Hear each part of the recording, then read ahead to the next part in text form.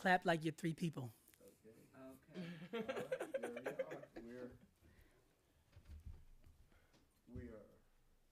We are live. Hotep, greetings. All right. Welcome to the Malefe Kete Asante Institute, 5535 Germantown Avenue in Philadelphia, Pennsylvania. I was thinking to myself recently, I used to watch videos of the slave theater lectures.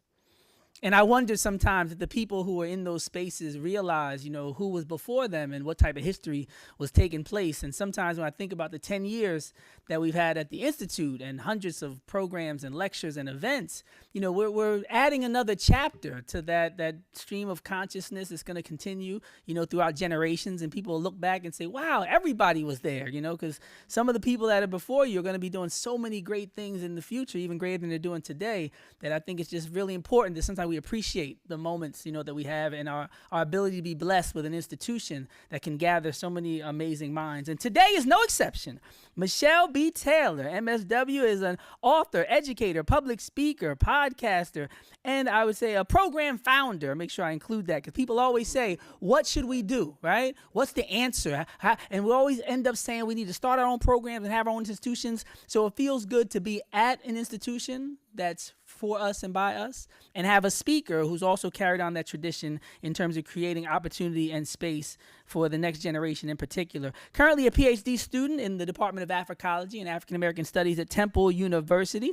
She's also obtaining a certification in gender, sexuality, and women's studies. The founder of Sankofa Summer School, remember that name, an alternative educational program that provides classes and workshops by and about people of the African diaspora. At Temple, she teaches many classes, including the African American LGBTQ experience, the Black woman, the history and significance of race, dimensions of racism and mass media, and the Black community. Her research interests center the experiences of African American mothers, LGBTQIA plus community members, and representation in African American women in mass media, namely film and television. Best-selling published author, her most recent book, Reclaiming Our Space: How Black Feminists Are Changing the World from the Tweets to the Streets, by Beacon Press. Yeah, you clap for that, right?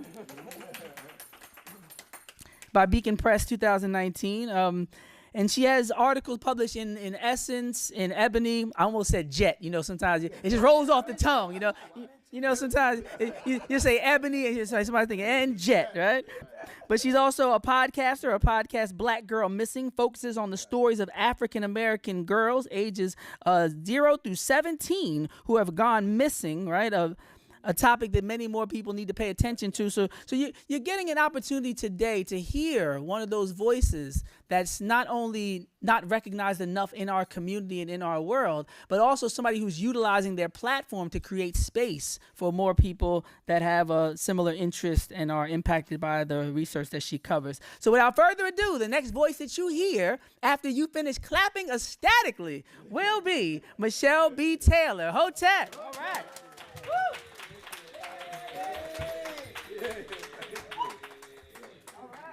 Okay, I don't know, Doctor, how's this gonna work? Is this screen gonna be? I know the folks here can see the screen, but on the folks on the YouTube, they got it too. Oh, wonderful. All right, so you know what? I'm actually nervous, and I don't get nervous when I talk. So I'm nervous because I am in the presence of absolute greatness here. Like, my mentors are here, and I'm just like, oh my gosh, I don't want to let them down. I do want to shout out my co-host of my podcast is also here, my friend Nicole. We got together because we care so much about Black girls that we want to make sure the world does not forget that we have so many of them missing here. So a little bit about me. Michelle B. Taylor, Master of Social Work. I am from the Bronx. That is important because I can fight. Okay? And I bring that fight in all levels, right? I think sometimes people forget. They want to try me a little bit. I'm like, no, I'm from the Bronx. Let's get it right. Social work and administrator for almost 17 years. I focused on people that were severely and persistently mentally ill, as they would say, or psychiatrically disabled, as well as people that were chronically homeless. And we're talking 10 plus years. A lot of times it was people that were incarcerated, returning to society and having to readjust to what it's like to actually have your own place to live and things like that. With that comes mental health care. So I got really into understanding what it's like to be, and mostly African American, living with psychiatric disabilities. I'm an activist and strategist, more strategist these days because I don't like being out there on the street with cops who have guns and I can't carry mine. All right, I'm a blogger, freelance writer, author, public speaker, all these kinds of things, podcaster, and most importantly, I think I'm a mom. So last night I got to take my almost 17-year-old to see New Edition for the first time. And this is a kid who knows who New Edition is. So I think I've done a good job as a mom. All right. So I'm going to ask you all, who was your first celebrity crush? When you think back, go way back. First person you saw on TV, first person that you thought of. Who was your first crush? Anybody? James Baldwin, that was your first crush. Okay. Like in terms of like, yeah, people that you were, you were like, oh, wow, I like what they're doing. Mine was Michael Jackson. Michael Jackson. Now look at that curl. Y'all remember that curl in the 80s? If you had a curl, look, his edges were all laid down. Michael had that smile. And I was just like, oh, he's so wonderful. I'm going to be Michael Jackson's girlfriend when I grow up. That's what I thought I was going to do. And then something else happened. I realized, I don't know what's going on here because I don't use PCs. I also had a crush on his sister, okay? And I realized that I was looking at them and I was like, well, they got some strong genes. They both look good. And at that time, I didn't really know what that meant, right? I didn't know what it meant to have the same feelings in my body and in my mind and my heart for this woman as I did for this man. And didn't really talk about it much because I was just like, none of the other girls seemed to like Janet Jackson. I was like, what's wrong with y'all? She's beautiful. She's in control. She's got the curly hair. She could kind of sing. But nobody else seemed to have that. And so I was like, all right, now my mom was an activist as well. My mom was an early AIDS activist. In the 80s, AIDS was sweeping New York and devastating our communities. And my mother got heavily involved in that activism. And at the time, I didn't really know why, but then I realized it's because my mother was a part of the LGBTQ community, and these were her friends that were all dying, right? So she got really into that. And so I started getting a little bit of education, and I was like, all right, well, there's this thing called being bisexual, which means that you are attracted to both men and women. Okay, cool.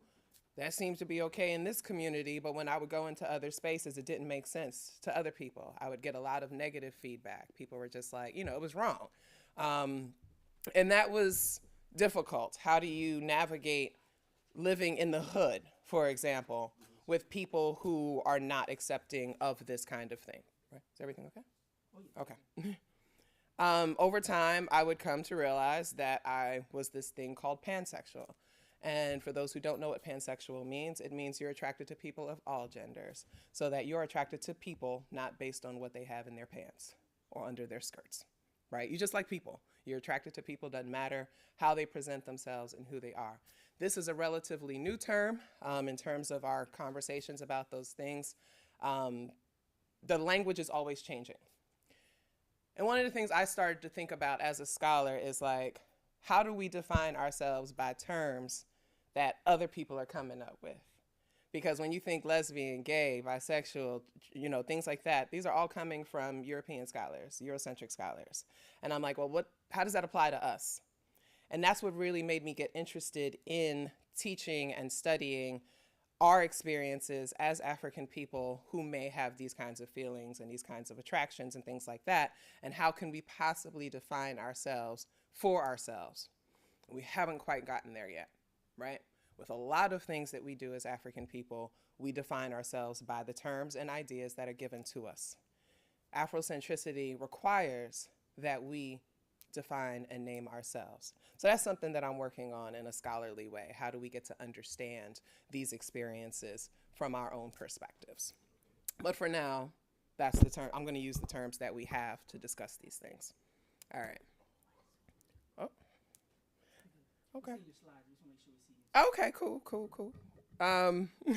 So my mom was an activist, and that kind of led me into getting into activism. My mother was somebody who believed in taking the shirt off of her back for somebody else, and I literally seen her do that in the streets. When we were little, I experienced homelessness, and that's why I started working with homeless people when I got older. There's always been something in me that has been committed to activism and to helping other people. And I think that that is the African way of being. We are supposed to look out for each other. We're supposed to have community. We are supposed to come together and look out for the strongest among us and the weakest among us. All right, that I am because we are. And I think that, unfortunately, some of us have forgotten what that actually means. I think some of us tend to focus more on, I'm going to help the people I like, and I'm going to help the people I can relate to. I'm going to help the people around me. I don't actually have to go out of my way to help people that are not like me. But if we all African, I want to say it again, if we all African, then we are alike, right?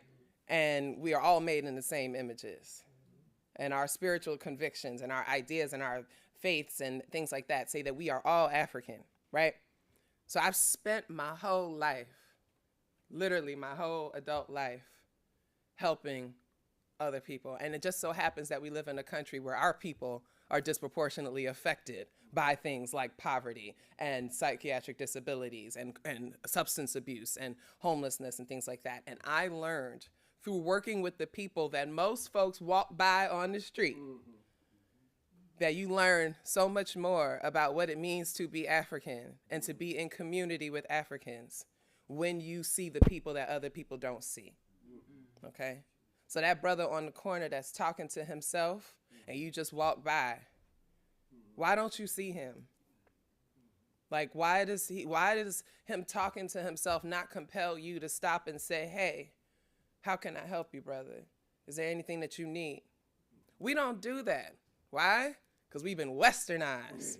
And ain't nobody more selfish than a westernized European type of person, right? Where's the community?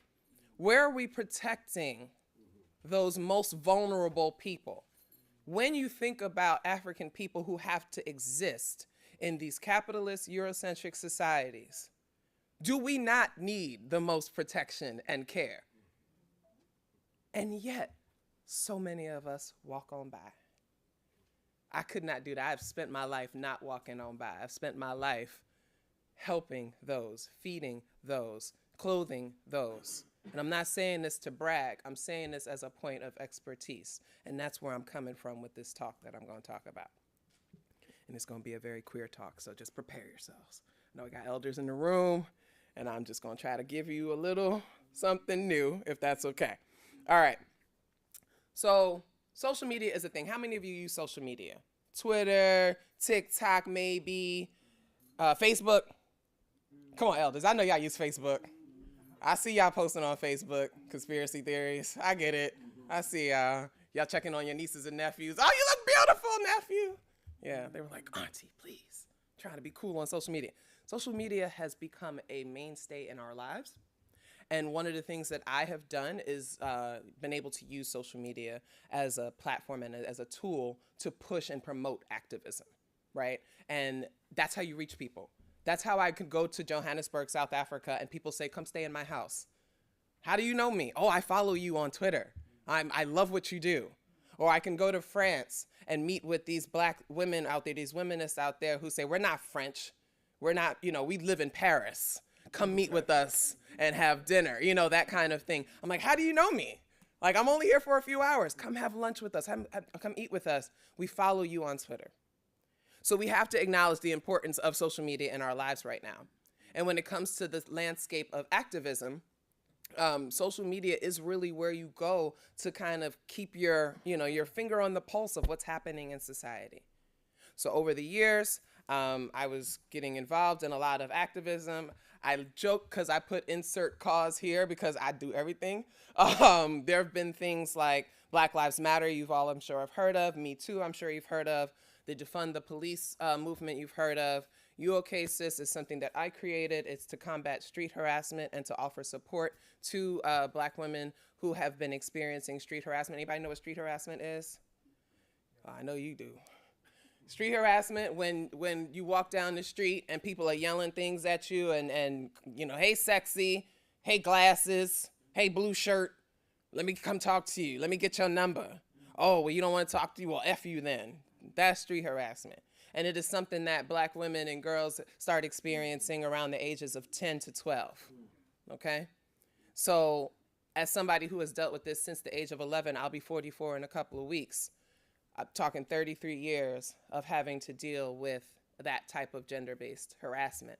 So in 2014, I started this movement to help raise awareness about the experiences and to also offer support, okay? So that's one of them. But I've also done some other things. I've done a lot for police brutality. They write a little bit about me. Maybe 100 publications have written about my work. I don't know.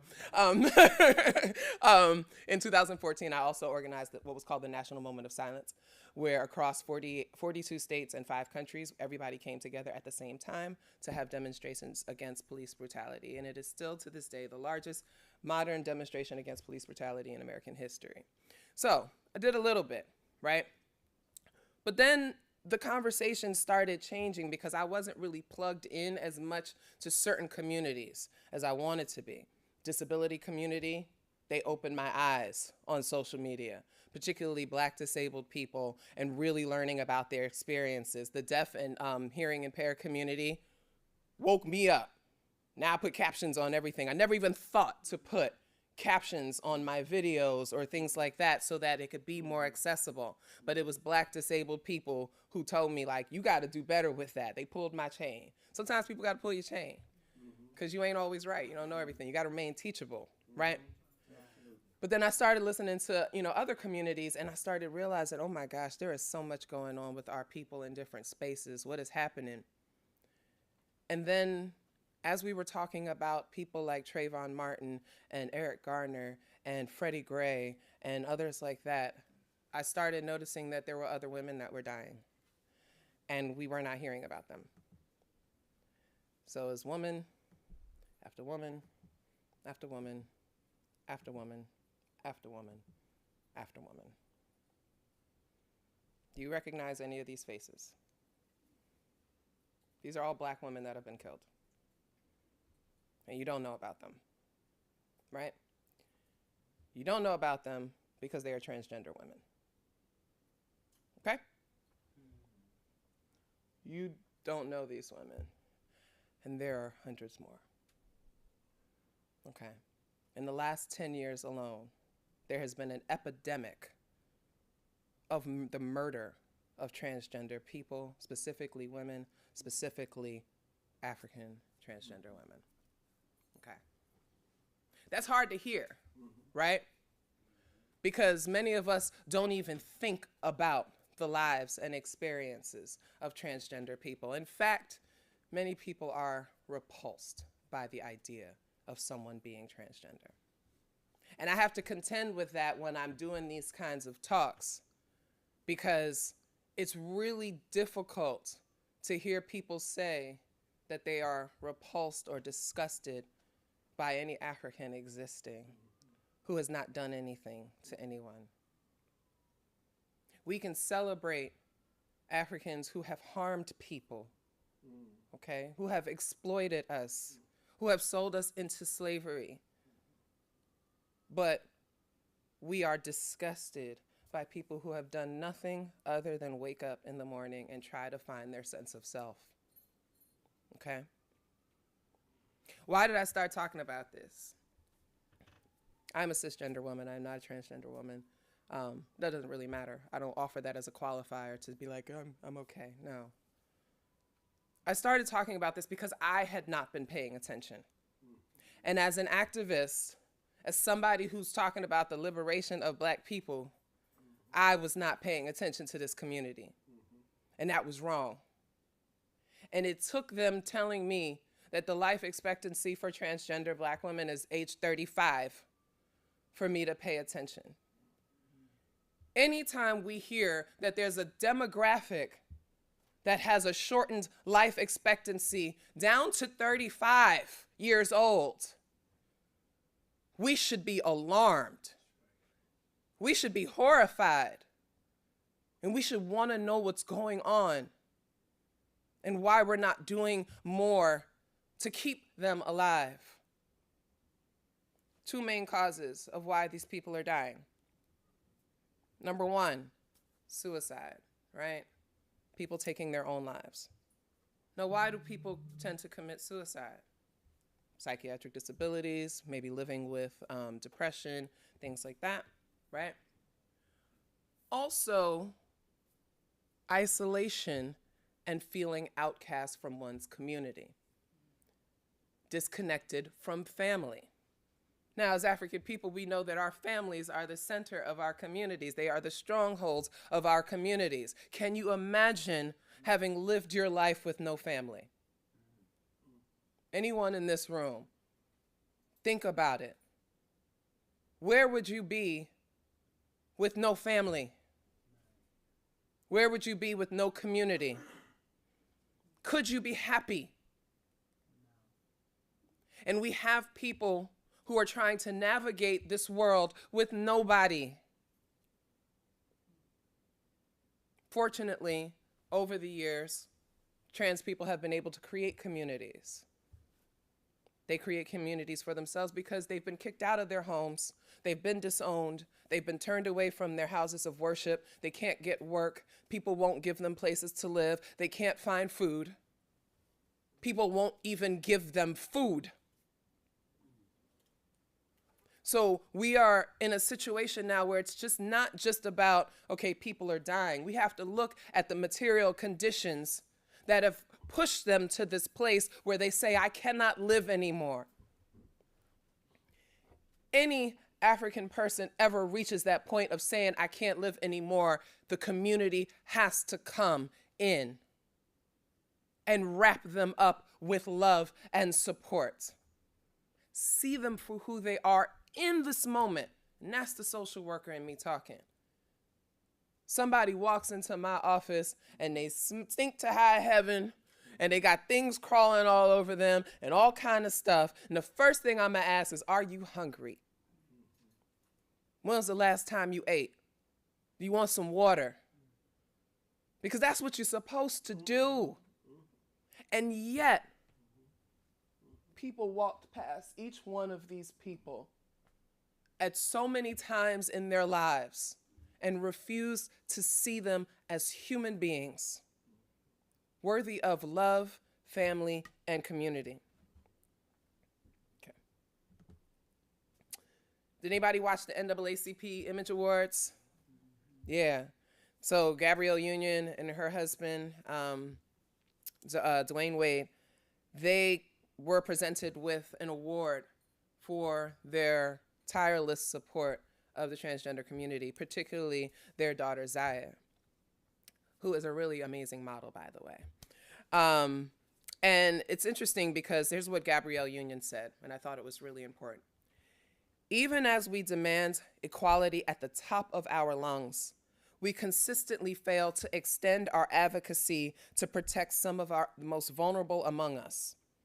This is a conversation worth having in ways that can actually build bridges, that don't fan the flames of hatred or division, that don't enable lawmakers or justice systems to look the other way when Black trans people are under attack, that don't drive more young people to hate themselves or harm themselves, that don't cost people their lives. This is the first time any cisgender Black people have gone on television like this and spoken up for the trans community. It's 2023. Okay? People are dying. I told you the first is people are taking their own lives. The second is they're being murdered. And this is hard to talk about, right? I'll go back. Maybe I can let me go back. Each one of these people was murdered. Each one of these women was murdered. Who's killing them? Sorry, let me go back. Who's killing them? Any idea? Yes, sir. Probably mainly men with toxic masculinity and their psychological makeup. Look at that. The audience is speaking. The brother said, maybe men with toxic masculinity and their psychological makeup. Oh, it's absolutely men. It's absolutely 100% men who identify as cisgender heterosexual men. Black men. These are African men are killing them, right? So here's what we have to think. We have to deconstruct that a bit, right? Because nobody should be killing anybody. That's just it. Flat. No one should be killing anybody. If you happen to, take someone's life in self-defense, you're doing the best you can. You try not to, but these things happen. I'm not going to let nobody beat me up. Personally, I'm going to fight, for my life. If something happens, a brick hits your head, okay. But nobody should be intentionally killing anyone. And what's happening, a very basic way of understanding this, is that these are men who cannot reconcile their attraction to and desire to be with transgender women. Murder becomes silence. You know the top way that men generally abuse women? Strangulation. What does that represent? Shut up. Domestic violence, it's strangulation. Shut up. Don't say anything. I don't want to hear you anymore. I'm going to cut off your voice. So we have to think about this act of murder as a silencing tactic. You could never tell anybody I was here. You can never tell anybody that I've given you money, that I've taken you to dinner, that I was actually attracted to you. Now, I'm going to go back. These are beautiful women. These are beautiful, beautiful people. You can see these people walking down the streets of Philly. Actually, one of them is from Philly. You can see them walking down the streets of Philly, hair done, nails done, wig tight, clothes done, edges laid. Look at the eyebrows. Lashes done. Because I'm going to give you a little secret. The cisgender girls are getting their styles from the trans girls. So you see all of that? It's all transgender style, okay? And the girlies today, all that stuff you see on Instagram and all that, it comes from them, right? Right. The men are attracted to them and yet embarrassed to be, right? You tricked me. No, they didn't. Talk to any black transgender woman right now. She'll tell you, I tell them all the time, they know exactly who I am. They know exactly what I'm about. I don't have to hide anything. So that whole they tricked me thing, that's not true. Let's debunk that myth. Because there are people who will say that they're justified in murdering someone because they feel like they were duped. My ex-boyfriend lied to me our entire relationship. Does that give me the right to go and kill him? No. Okay? Y'all got people stealing money from you now. You ain't killing them. Okay? There's no trickery that warrants murder. Right? They're embarrassed.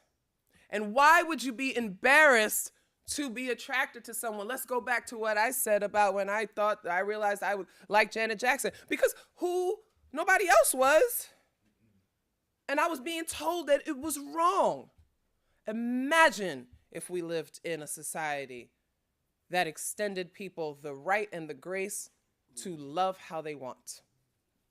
What a outlandish idea.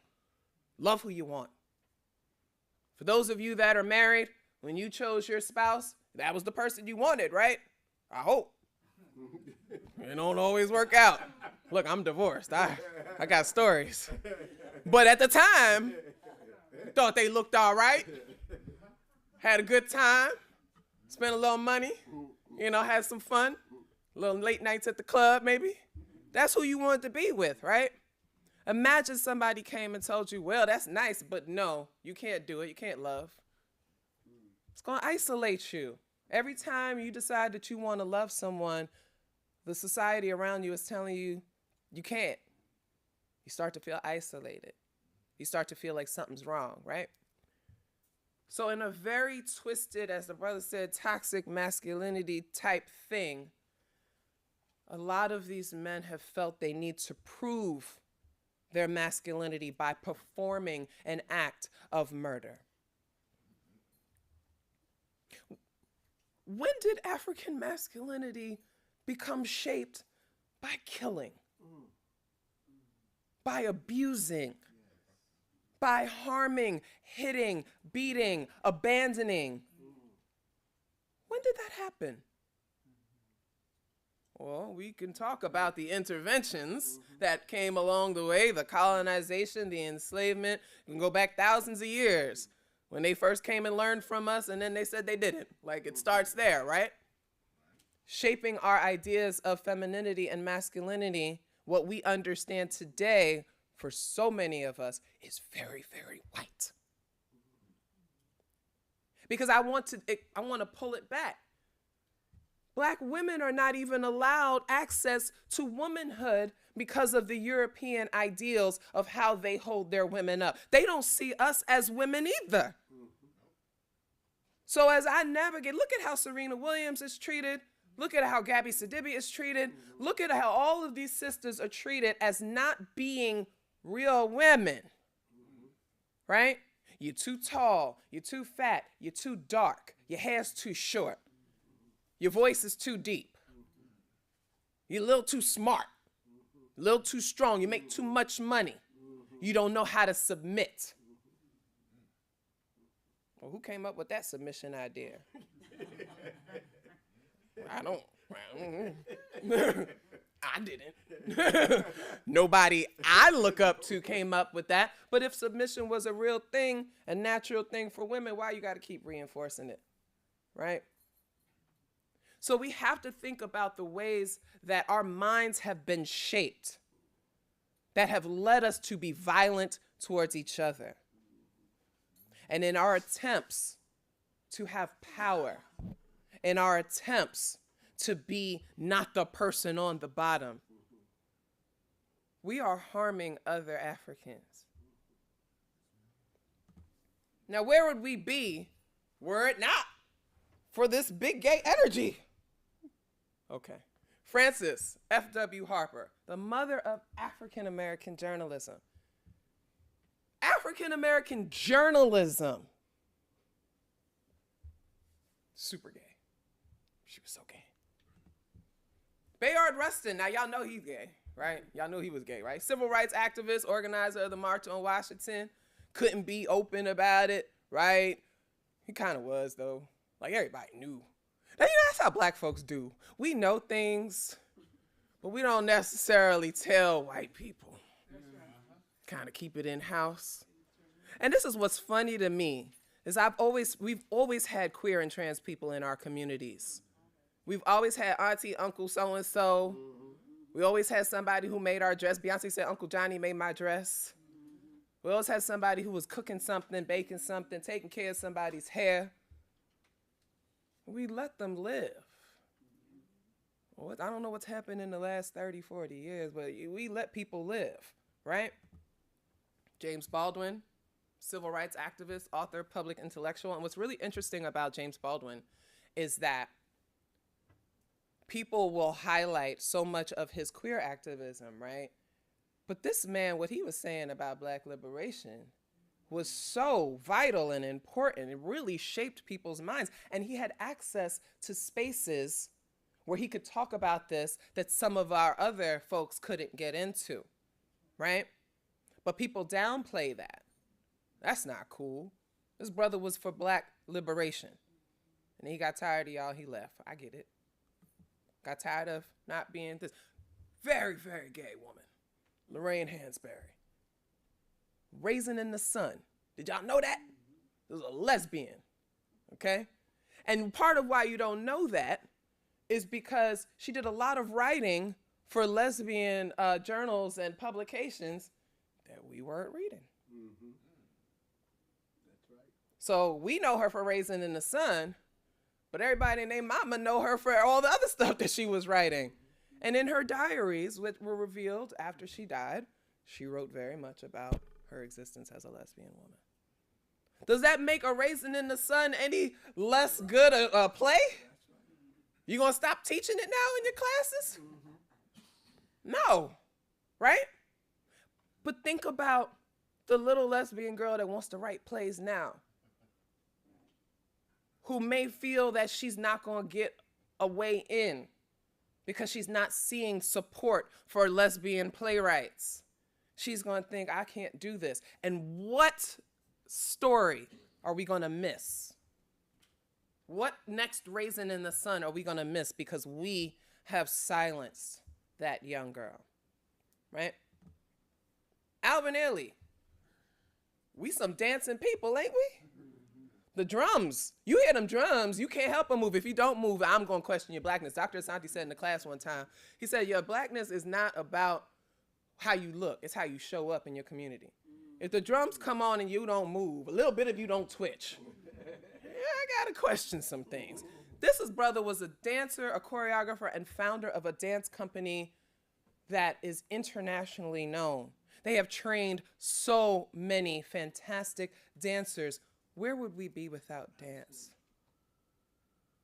And where does that come? That is African cultural memory. Are we gonna suggest that our LGBTQ brothers and sisters and family don't have that same cultural memory? I don't think so. Angela Davis is one of my favorite to talk about because her queerness is often erased. Because we want to extract her black liberation politics without sullying it with the fact that she happens to be a lesbian. So when we talk about her stuff, as important as it is and has been, especially her recent stuff on prison abolition and things like that, we often focus on the black side. But it's that intersection of her being black and lesbian that lends even more context to her work and to her activism. So why do we deny her that? Right? And then we get mad because we say, well, the feminists talk about the gay stuff all the time. Well, then why don't we bring it back? Why do we let them have her in that way?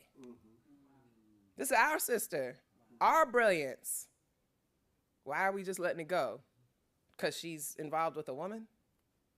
That doesn't sound right. I'm just saying, doesn't really sound right. All right. I think I'm going to wrap it up soon. Trust me, I'm getting there. If I didn't define myself for myself, I would be crunched into other people's fantasies for me and eaten alive. That is Audre Lorde, right? I'm going to read that again. If I didn't define myself for myself, I would be crunched into other people's fantasies for me and eaten alive. If there is anything that we are trying to do right now, is strengthen our African cultural consciousness. That is what we're trying to do. And one of the main reasons we're doing it because we see that as a pathway to liberation. How are we going to get free if we don't know who we are? What are we freeing ourselves from? There's a difference between freedom and liberation. And I think we need to understand that we are still struggling in 2023 as a colonized people to even know who we are as African people in modern times. But when we let other people define us, we become trapped by whatever they have created for us. And in our society, Europeans are doing the shaping and the determination. They're deciding who we get to be. And for the most part, we're going along with it. It is eating us alive. And it is putting us in spaces where we are harming each other because we believe that's how you're supposed to act. As if they haven't taught us for centuries about their savagery. Why are we modeling ourselves after people that do the things that they have done to us? Why do we think that that's okay? I can go look at African nations where existing as a queer person can get you jailed or killed by government sanction. In one of my classes, I played clips from different African male presidents talking about how this is an abomination, it's disgusting, it goes against our religion. It goes, whoa, religion, bruh? Where'd you get that religion? Right? This idea that it's not natural. From what I understand of African culture, if you are African and you exist, you are natural.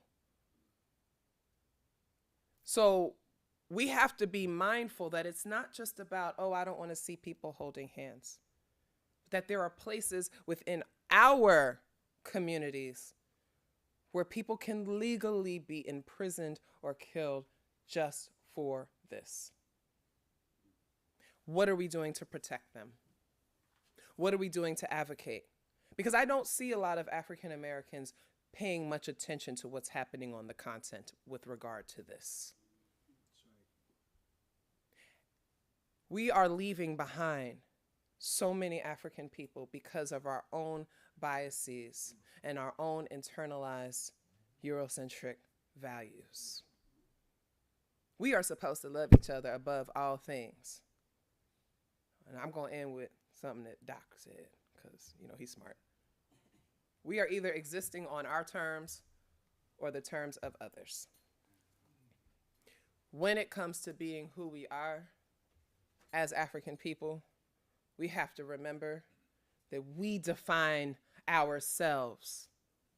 We assert our agency. We are the subjects of our own narratives. So what are we going to do to make sure that we are protecting those of us that we have been ignoring? When do we fold them in? When do we love them? Because they are our African kinfolk. I'll just leave you with that question. You don't have to answer it, but just think about that. I appreciate it. Thank you so much for having me here today. I really, really, really do appreciate it. Thank you so much. I don't know if people have questions or, okay. Okay, I'm gonna try to answer them as best as I can. One more time, put your hands together, show your love. Thank you. Thank you, thank you, thank you. The doc is gonna check online for some of the questions. Just raise your hand, I'll bring the microphone to you at this time. I know you stress the importance of social media. Are there any limitations to social media? Because you see some things that should not perhaps be there, and the message can kind of get distorted and thwarted and that sort of thing. Okay. I was, for the people that are watching, if you didn't hear, I was asked, are there limitations to social media? Absolutely. There's limitations for everything, right? They have terms of service. You know, all of them, you sign up, you agree to certain terms of service, you post certain things, they can be removed, you can be blocked, things like that. But in terms of, like, I think social interaction, I think we need more limitations, because we've kind of gotten into the space because folks are feeling so isolated. Social media becomes a place that people can be seen. And so a lot of people, I think, are like putting a lot of themselves out there just to be seen, because they don't have community. They don't have friends and family that they can talk to. So being online is really the only way that they can get that. And so sometimes I think that can lead people to being harmed, because they maybe share too much information about themselves. And, you know, I'm at this place and I'm doing this and you know, those kinds of things. I think that that's definitely it.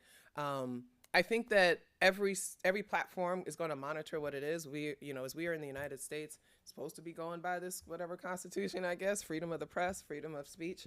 And those are the two most important things when it comes to using social media.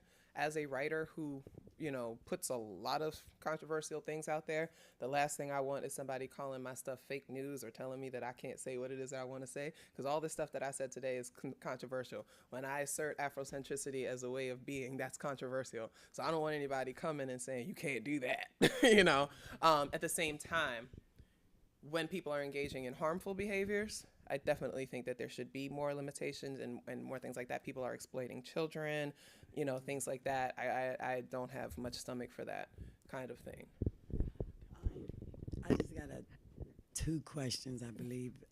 One is, how do we address our parents? Mm-hmm.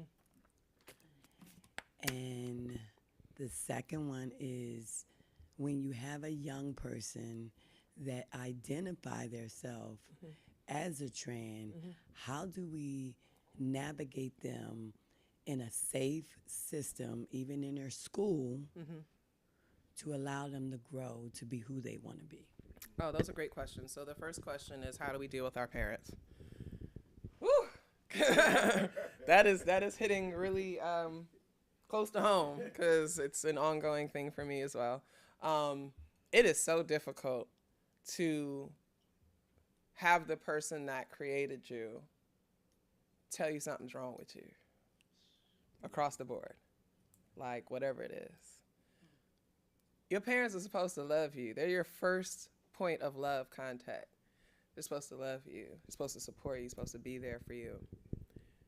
Unfortunately, we do place conditions on our love, and there are people who can't see past feeling embarrassed. Can't see past those things, but I think at the end of the day, it's because they feel incompetent. And I think what ends up happening with some parents is they feel like they failed somehow because they didn't raise their child to fit into the mold of society. So now you have a child who exists outside of what society says they're supposed to be, and you feel like you failed, right? It is hard to get minds that have been shaped for many decades to change. But my hope is that people remember love. Like, I love my child. There's few things that my kid could do that would stop me from loving him, right? Because he's mine. Because I carried him around. Because I had him. He's mine. What happened to that, right? What happened to that? For your second question about supporting a trans child or even a non-binary child, or, these days I feel so wonderful because I've talked about this in my classes. I feel like, I joke, I say, I feel like the non-binary people got it right. Like, don't we have an Ankh? What does the Ankh represent? Right? This idea that it's all here. These gender binaries, man, woman, are we defining those by African cultural context? Let's be honest. Are we really? Or do we even remember what the African cultural context for man and woman are? Right? Where we get those words from, those ideas. So we don't even really recall that, right? But yet we've just accepted these binaries as truth. Well, you got the young people saying, I'm not giving into those binaries. I'm not going to be your construction of man, because what I see for man is harmful. What it takes to be a man, you can't cry, you got to control women, you got to go out there and make money, you got to provide, you got to lead, you got to do, that's a lot of work. I don't want to do it. I don't like this construction of woman. You're going to be denied things because because of your gender. You're going to be raped, sexually harassed, all these things. People are going to tell you that you're supposed to be inferior. And I don't like that either. I don't want to be either one of those. I have the right to assert that I'm neither. I think that's brilliant, quite frankly. I think anytime somebody says that I'm going to be who I am on my own terms, especially as an African, that's brilliant work there, right?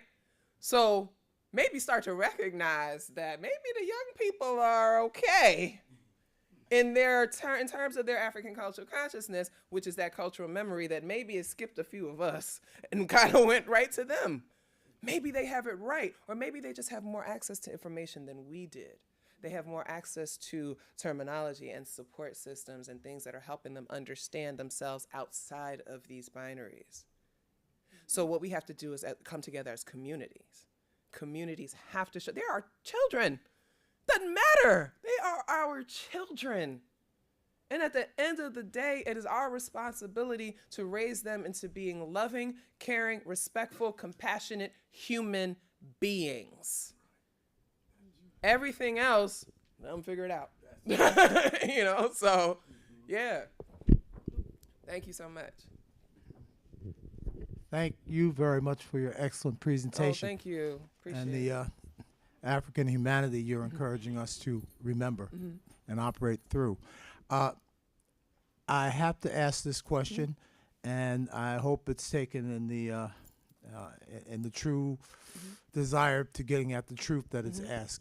Are you aware of research that's been conducted at UCLA as well as University of Chicago, biological whatever labs, where they have been able to induce gender changes in lower animals due to chemical toxins that they've induced into their environment, usually the water and or the food? I'm not aware of those, but I thought that was a long-standing thing. We knew that animals are adapting to their environments. Yeah. Are we not animals, and may we not be seeing that these are some of the adaptations that are happening with us due to these toxins? I mean, you could say that, but these transgender people have always existed. Yeah, that's true. In every culture outside of European culture, there have been terms for these people for thousands of years, like they've existed.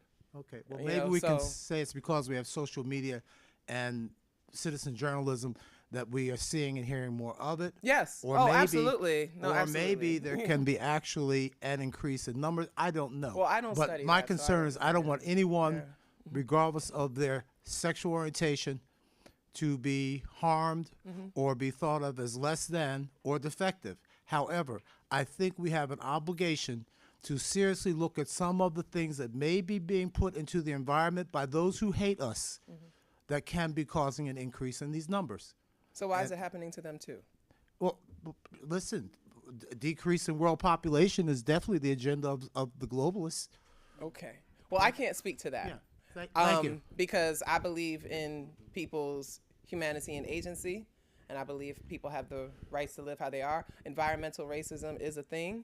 I think you're going to see more evidence of people with learning disabilities and cognitive impairments than you'll see people with gender issues and things like that. And we can see that in cities like Philadelphia and Baltimore and other places where they've poisoned the water with lead and people can't read, right? So we can see those kinds of things, right? I am not a biologist. I don't study that stuff.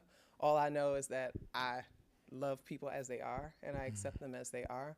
And when somebody tells me who they are, I accept them for that. Could you, I was interested in your awareness of dealing with handicapped people, especially black handicapped. I had a son that was a quadriplegic, a brother that's a paraplegic, a niece that's a quadriplegic. So family kind of grew up with that nature of not only understanding, but it was just normal in the household. But for people outside of that, there are many, many kind of things that they suffer looking at these handicapped people that force them to go around the corner or just to hide from them anyway. So I'd like to get your thoughts on that for your experience. What's the question? I'm sorry, like my experience with? Yeah, you mentioned earlier about dealing with black handicapped people as a part of this. So I was just saying, in my family, we had 4 or 5 handicapped people. And what would expand on your experience? Because, I mean, it's still a learning process even for many of us now. So I didn't work directly with people that had like specifically like physical disabilities. It was more psychiatric disabilities. I did work with a lot of veterans that did have, we had some amputees and things like that. But it doesn't really matter. I think that disability is disability, and we all need to create more accessible spaces. I think we learned a lot about that during COVID. For example, when all these schools had to go online. Now, I live with a disability called agoraphobia. And so for me, agoraphobia is when you have fear of being outside, right? And going outside, you have an anxiety disorder. It can limit your navigation and your movements, right? So when my classes were online, I was happy. I was like, finally, someone cares enough to think about us, and I can go to class in my house, right? And now we have all these schools that are offering all these online classes now and making things more accessible, right? When folks were forced to go on Zoom and use captions, we opened up a world for deaf people and hearing impaired people. I think we're learning as we go, but we don't even think about it. And that's what ableism is that we're not even thinking about people that are disabled and what their needs may be. You have a location that doesn't have a ramp for a wheelchair. Like in this day, in 2023, like you have to have ramps, you have to have wider doors. These are things we have to think about. Having interpreters at events and things like that. We don't even necessarily think about that because we're coming from that perspective. And so my experience has been about unlearning ableism, unlearning a lot of those assumptions we make about people, and not seeing disabled people as inconvenient, or as people forcing us to do more, you know, like, no, everybody should have equal access to everything. Yeah. One question. Online? One Okay. question Online. Yeah, there's several questions online, but there's one that I think Anthony Dandridge has raised. And he said, is your claim one that in part asserts that there were historical examples, not just spiritual ideals, within African traditions where pansexuality was embraced and not marginalized? Yes, we have several examples. We had women marrying women, you know, like we have several examples that we can look to. And that's what's really interesting for me, is that, like, in the erasure of our education and our knowledge, in that severing, in that, you know, I call it epistemic violence. We talk about epistemic violence, like you are literally erasing people's knowledge of things. We forgot this stuff, right? But if you go to any museum where they've stolen our stuff and you look at their figures and things like that, we see those representations. I actually just went to the Art Institute of Chicago, and they have a really wonderful African art display, and I was just thinking to myself, like, this stuff actually exists. The writings are literally there on the wall. They've survived thousands of years. We see stories, and we've seen people, I forget the brothers' names, but they were buried together, hugged and embraced, as though as they would bury a man and a woman that were married, right? So, like, we can't look at something like that and say, they were just really close friends. Probably not, if their bodies were intertwined as a man and a wife would be, right? Or we have to challenge kind of our assumptions when we go and look back. We have heteronormative assumptions. We have, you know, westernized assumptions. We will look at images and stories of people, and we'll just say that they were close friends, or that we'll assume they were brothers, that we'll assume they were sisters, because that's the lens we're looking at it. We're not even considering that they could have been romantic partners or lovers. So we have to deconstruct that as well, but not even just like theoretically. We have examples in various, especially in West Africa, of, and when I say pansexuality, I think that's hard, because I don't like to prescribe things to the past, but this idea of being attracted to people doesn't really seem a foreign concept to me. I don't know, like maybe I'm just in a different space, but you look at someone, you find them attractive. You're not, the first thing to their mind, in my mind at least, isn't, they're a man, they're a woman. I'm gonna call you, you look good. And maybe that's just, maybe I'm naive. But, you know, I don't know. Maybe I'm naive, but I definitely think that we can look and see, like, actual examples of this kind of thing. Yeah, let me just do the last one. Okay. And the last one is someone is asking, what about how this relates to seniors and who are often isolated and dismissed and disrespected and targeted? Yes, and I think that we're talking about vulnerable populations. Oh, yeah, so repeat the question. People are asking, they're asking, what about our seniors who are often isolated and disconnected from communities? That is so white. I have to say that again. That is not us. How do we abandon seniors? I don't know. I'm kind of waiting for my dad to be like, okay, I'm tired of doing everything. I'm come live with you. Okay, like, I'm ready for that. He's not going to do it because he's a stubborn Pisces military man. But if he were to do that, I make space in my house for my father. My mother passed away, so I mean, but even when her last days, everything that I had went towards trying to cure her cancer or heal her, like all my resources. So that's what you're supposed to do. Like, so for me, when I see isolated seniors, and thank you for that question, because my first job out of undergrad was working at a shelter for senior citizens, and I could not understand it. It took me several months to understand why there were Black people in this space.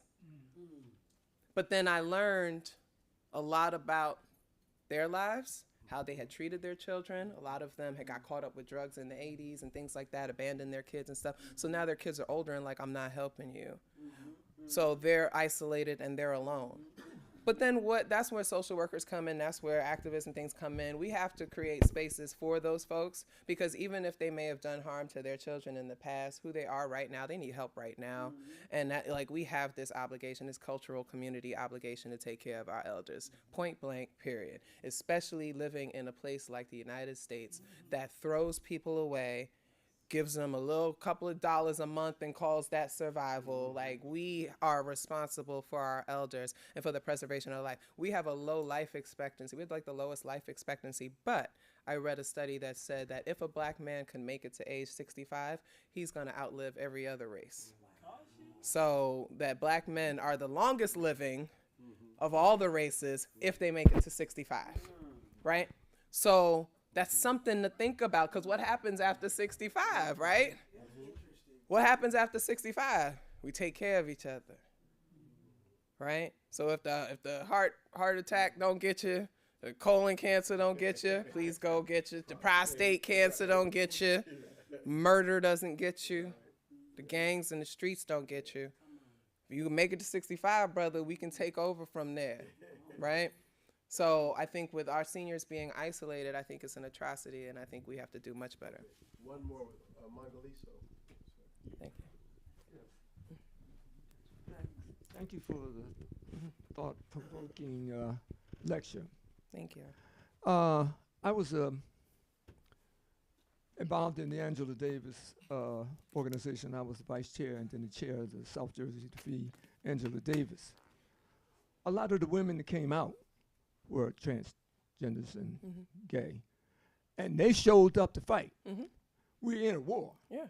I'm not going to question that. Right. But what I do have a problem with taking advantage of children and imposing them on their lifestyle, because that's what you are. And babies and stuff and daycares and molesting and then turning them into that they question their gender. You say, well, God didn't, he didn't give me what I'm supposed to have. Well, you're saying that whatever your religious beliefs, you're saying that he's not perfect. You understand what I'm saying? And my family goes through that kind of thing. And the mate knocked her down. And she's a heavy person. He almost killed her. And she said to one of my in-laws, you don't like me because I'm gay. We don't like you because you're abusive. And I'm not going to have you beating up on my kinfolks because you going through your transition. But like I said, it's a war. And the Ankh is part of the male and female principle. That's how life comes. And it's through the womb of the woman, because woman is God. Okay. So what was your question? Did you have, you just had a comment? Okay. I believe it was a question. So here's the thing. So I just want to say, for clarity purposes, I just shared on Twitter the other day, in the last 2 weeks, 4 white men that were leaders in their churches were all found to be pedophiles and abusers of children. In the United States, if you want to know who's most likely to abuse children, it is going to be a white man in a church. Okay? So when we start talking about groomers and all that stuff like that, the call is coming from inside the church. It's coming from inside the house. Black girls, 60% of black girls are sexually assaulted before they turn 18. Who you think is doing it? It's the men in their homes and the men in their lives. It's not transgender people, okay? It's not people at the drag shows.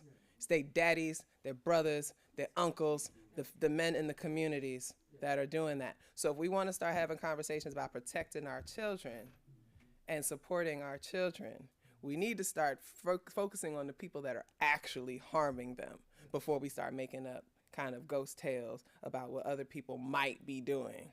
Because I don't personally know many trans people that even like being around them damn kids. So they, but, and not trying to be funny, but it's like, this is very harmful rhetoric that is getting transgender people killed. This idea that they are somehow inherently violent towards children, that they have suffer from pedophilia or whatever. We can't perpetuate that, not when it's in our own families.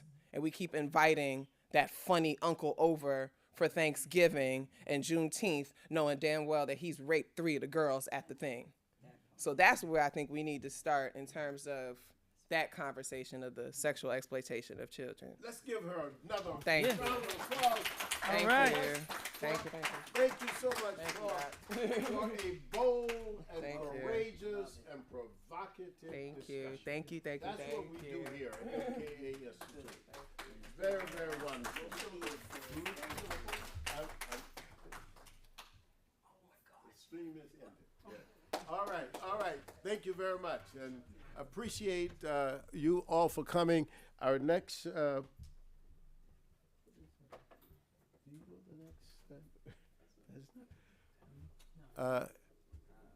Maybe Anna would know.